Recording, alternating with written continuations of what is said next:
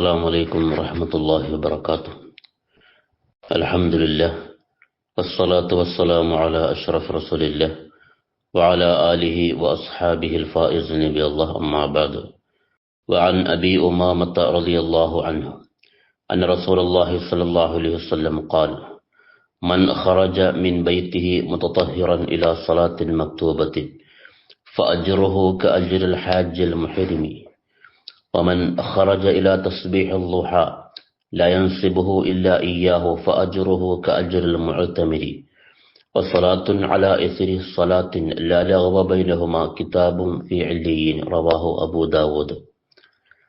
സഹാബി പ്രമുഖനായ അബൂ ഉമാമ റളിയല്ലാഹു അൻഹു നിവേദനം ചെയ്യുകയാണ്, നബി സല്ലല്ലാഹു അലൈഹി വസല്ലമ തങ്ങൾ അരുളുന്നു: മൻ ഖറജ മിൻ ബൈതിഹി മുതതഹിറൻ ഇലാ സ്വലാത്തിൻ മക്തൂബത്തിൻ, ഫർള് നിസ്കാരത്തിലേക്ക് ശുദ്ധീകരിച്ചുകൊണ്ട് വുളു എടുത്തുകൊണ്ട് ഒരാൾ തന്റെ വീട്ടിൽ നിന്ന് പുറപ്പെട്ടാൽ, ഫഅജ്റുഹു കഅജ്റിൽ ഹാജിൽ മുഹരിമി, അവന്റെ പ്രതിഫലം ഒരു ഹാജിയുടെ ഇഹ്റാം ചെയ്ത ഹാജിക്ക് ലഭിക്കുന്ന പ്രതിഫലമാണ്.